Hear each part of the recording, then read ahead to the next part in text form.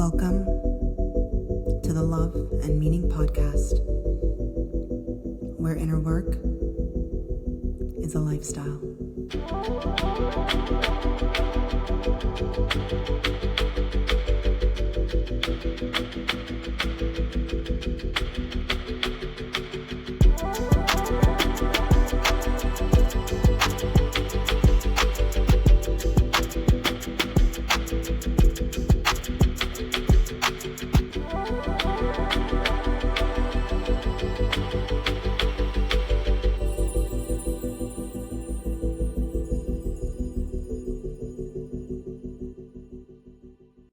Welcome back to the Love and Meaning Podcast. I am your host, Chrystelle Robinson-Tiedemann. And today I have meaning lesson number, I don't remember what number, but I have a meaning lesson for you. I was thinking about when I first was brought to the world of inner work, and it was through the late, great Louise Hay. And it was in the darkest time of my life, the lowest time of my life. And one of my mom's closest friends had tricked me into going over to her place. I was in a deep depression, barely leaving the house, barely leaving my bed, let alone leaving the house. And she kind of bribed me by saying, like, look, you don't have to do anything. I'll pick you up. Just come over and like you can literally transplant from your bed to the couch and like we'll just watch a movie and eat food. And like we don't even have to talk. And I was like, okay, fine. And so I went, and the movie that she put on for us to watch was a movie called You Can Heal Your Life by Louise Hay. And I just remember looking at the TV like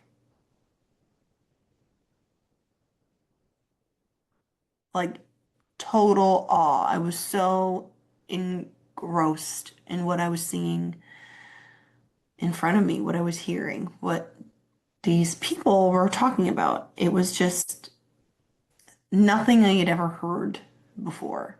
And I distinctly remember this one part where Louise was talking about prayer and what prayer is, or her understanding of what prayer is. And I'm raised Catholic, okay? I know what prayer is, or so I thought. And I always knew for sure that one thing is that I didn't really enjoy praying. I would do it because I was told that I'm supposed to do it, or else I'm bad. And when I did do it, because even those kind of threats didn't really work well on me. I was one of those kids that kind of like needs to understand things in order to do it. So I just kind of made up my own when I would pray, and it would only be like, I only would really, I would say the thing that I was told I was supposed to say, like I just wrote like Hail Marys and Our Fathers kind of things. But then when I was like praying like freestyle, it was very, always very like, oh my gosh, I want to say glorifying, but it was always like things I loved, like, I'm so happy for this, I'm so grateful for this, or like, this is so amazing, or like this kindness, or like the good things about God, or it was very praising like that. And I didn't realize what I was basically doing was gratitude, but that was the only part that was like appealing to me. And so I would do that, but other than that, I was just like faking my way through it. And so, I wasn't deeply connected to prayer, but I thought I knew what it was. And then here's this film, and I'll never forget it. She was telling a story about an indigenous tribe of people where they would do a rain prayer to call for rain in the dry season. And she described the way that they would pray. And what they would do is take off their shoes and stand on the dry earth and grind their feet down into the dirt and the earth and close their eyes with their heads turned up to the sky and feel rain falling on them. And as they would feel the rain falling on them, they would feel the ground become wet and the dirt would turn to mud. And they would squish their feet in the mud and say, thank you, thank you, thank you, thank you, thank you for this nurturing wet soil. Thank you for this rain on my face, on my body. What the heck? That's not what freaking prayer is. The way I've been taught it. I was like, holy shit, that feels that feels amazing. Like I get it. Like, holy crap, of course it's gonna freaking rain. Like I feel the rain already. Like it just shifted something inside of me drastically. Like I saw and heard truth. What I thought, what I saw and I heard, like it felt like this makes fucking sense. And remember, I'm in the darkest, lowest place of my life. And so I felt like I had been gifted a way out. Like I felt like I went from hopeless to, well, I've never done any of those things before. And maybe that's what I'm supposed to be doing. And maybe that's why this life thing feels so shit. And it was true. And that was my introduction. I then bought the You Can Heal Your Life book from Louise Hay, and that was the beginning. It was just like a whole new way of looking at life. My life felt completely different. Things in my life changed completely. And it was the beginning of my obsession with personal development and my passion for personal development, which then led me to coaching. So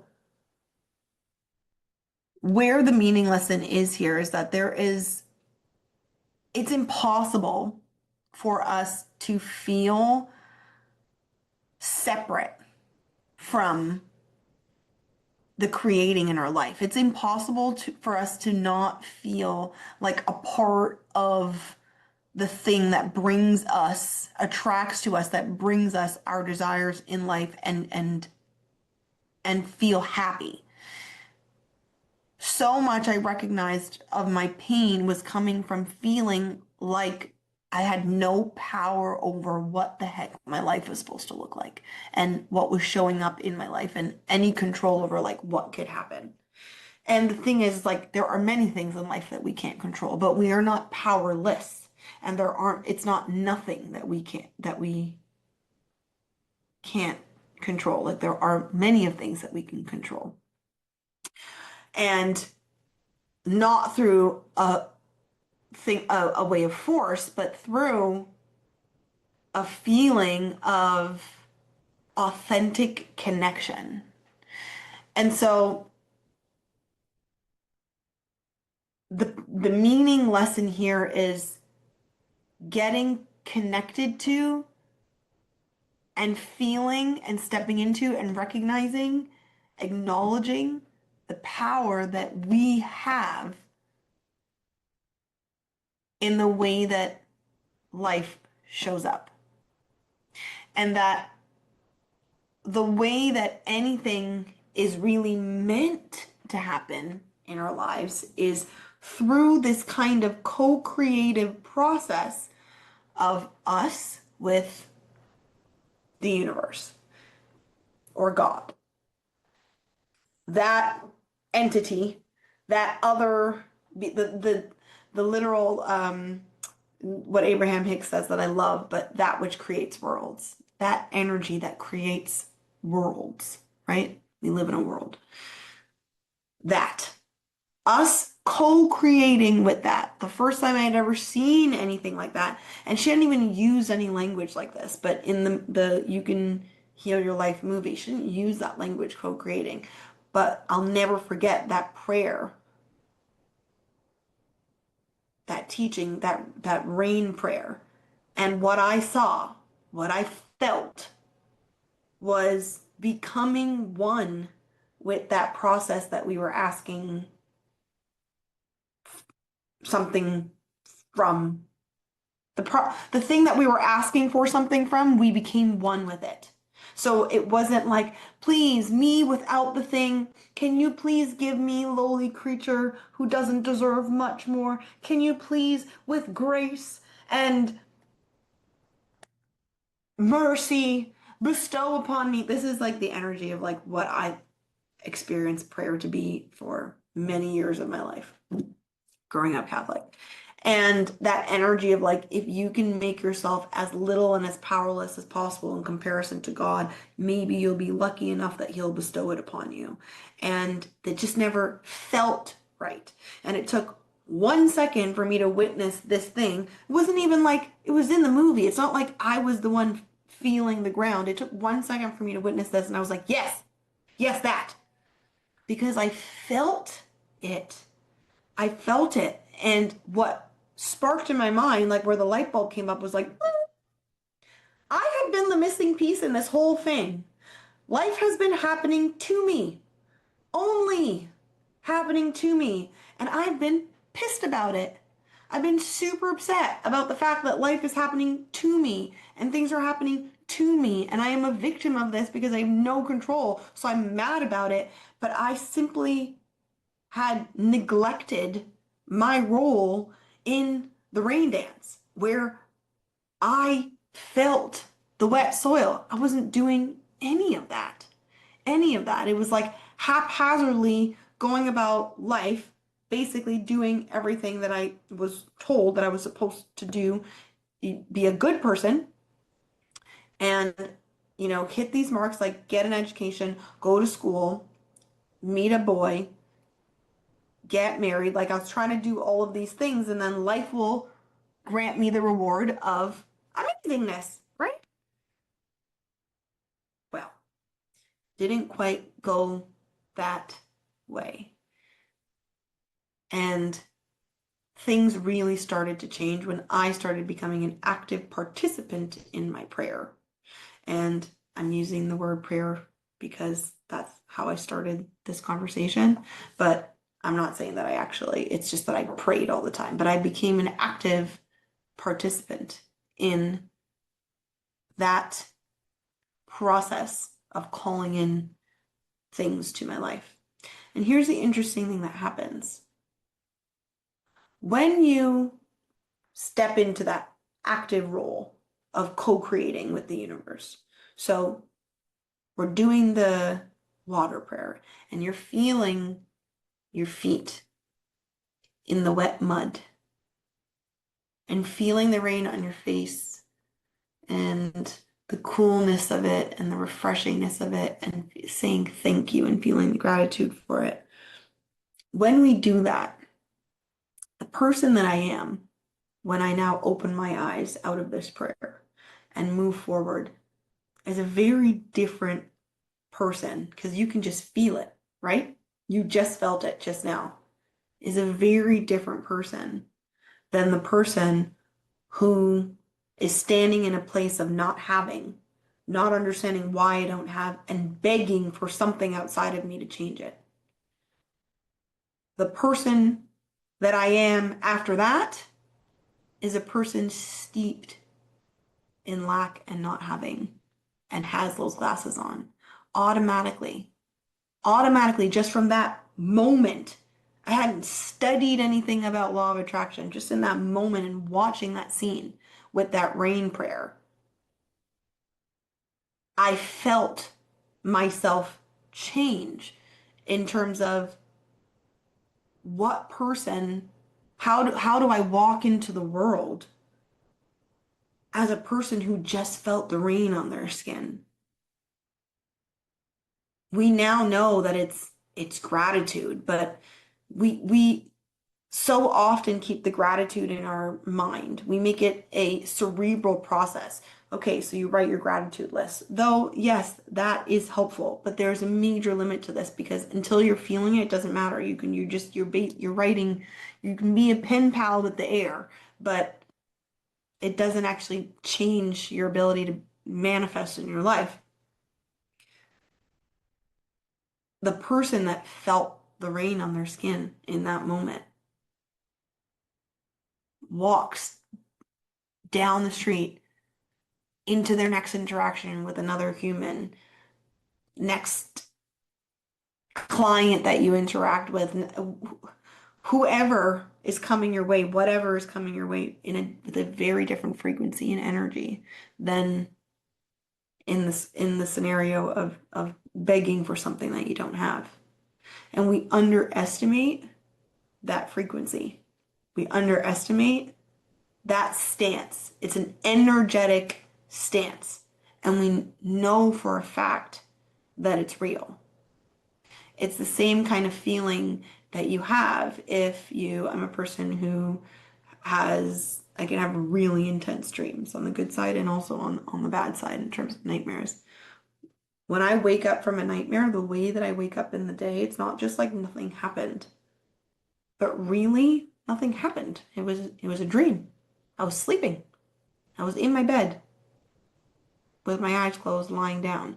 So nothing actually happened, but it happened to me from my perception. Something happened, and the way that I wake up, and the way that I feel, and the way that I am able to interact with my husband, and like the space and time that I need, and sometimes like he literally has to soothe me, and like the way that I feel and then go about my day is different than when I wake up from the most glorious dream. Sometimes I'm like, when I try to go back in, I'm like, keep going. And I've successfully done that.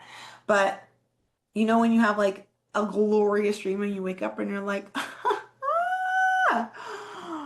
oh, I feel good. I'm tingly to my toes. Like the way that I walk through my day from that place is different.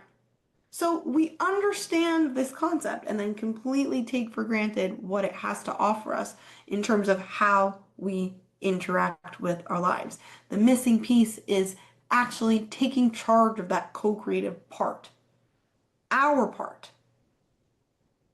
role that we're playing in creating a force of expectation, of invitation for the thing that we want. It's not, please give it to me.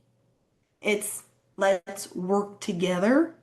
I'm working with you, and I'm going to show you what it is that I desire. And the universe works this way because the thing that a lot of us aren't taught, and I find it very interesting when people talk about, like, I hear this all the time, this sentence used all the time. I used the law of attraction.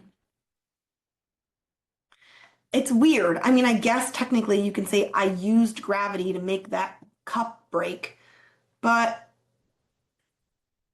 isn't it more normal? Like, wouldn't you just say, like, the cup fell off the table, like I pushed the cup off the table? Like, you don't say the part where, like, I used gravity. Like, it's unnecessary, right? The way that we talk about law of attraction, the way, like, I use law of attraction, it doesn't make sense. It just is. Law of attraction does not need you to believe it for it to be.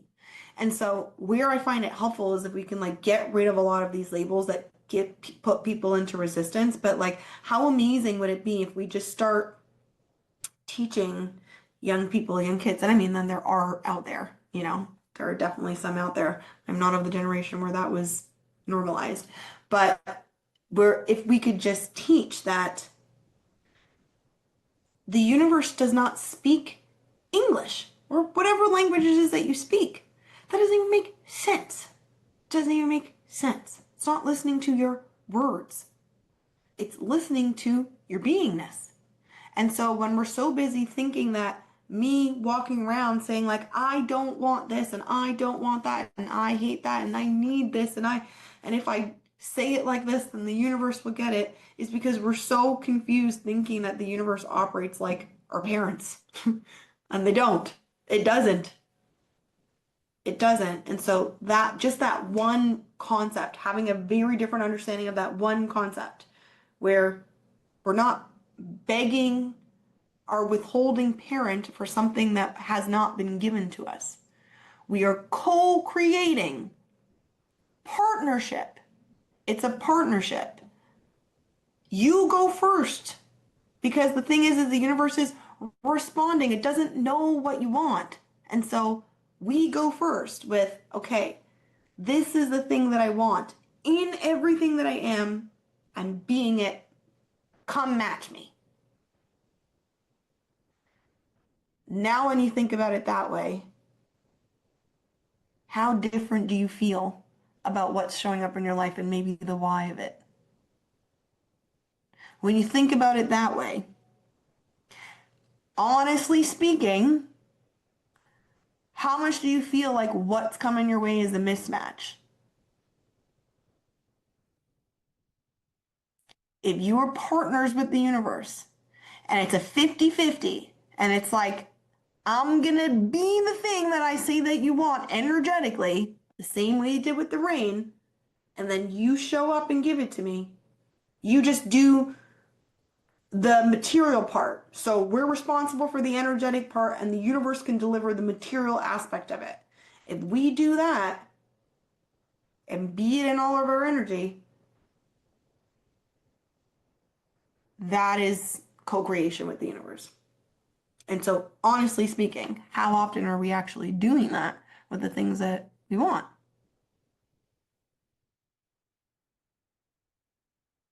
So, we have to be an active participant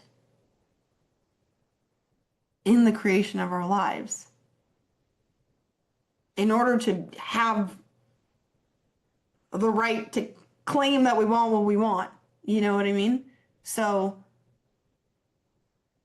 this is the place for meaning, like the place where we want to hold ourselves accountable is by genuinely actively participating in what is meaningful to us, calling it in the same way in the You Can Heal Your Life movie that you call in rain.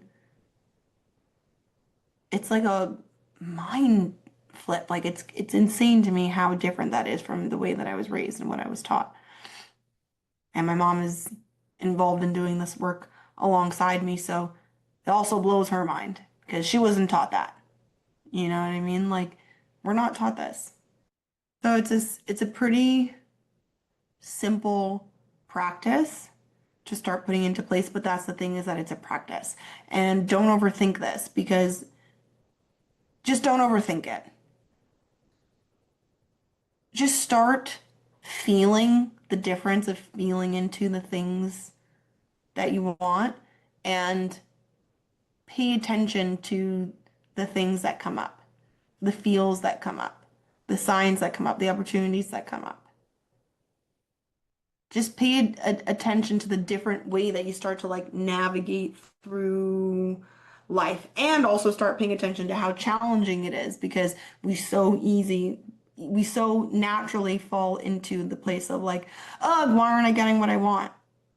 So no need to punish yourself, or be like, I'm the worst when you find yourself there, but just recognize in those moments, oh, I'm doing that thing that most people do that we were taught means something and it doesn't mean anything and it's actually not helpful. So I just wasted a whole bunch of time. And instead, I'm going to co-create. I'm going to do my part with the universe because the universe does not speak my language, but it speaks my frequency. And I'm too busy thinking that I can talk the universe into what I want. And if what you're saying is not putting you into the frequency that is a perfect match for what you want, then you're not doing it. So to be able to take hold of the meaning in our lives, to be more of an active participant, we have to do our part in the co-creation. That's the meaning lesson. Wild switch. Wild. Like it's wildly different than what we know to be the normal way. But it feels incredibly different. So give it a try and let me know what you think. Love you guys. See you in the next one.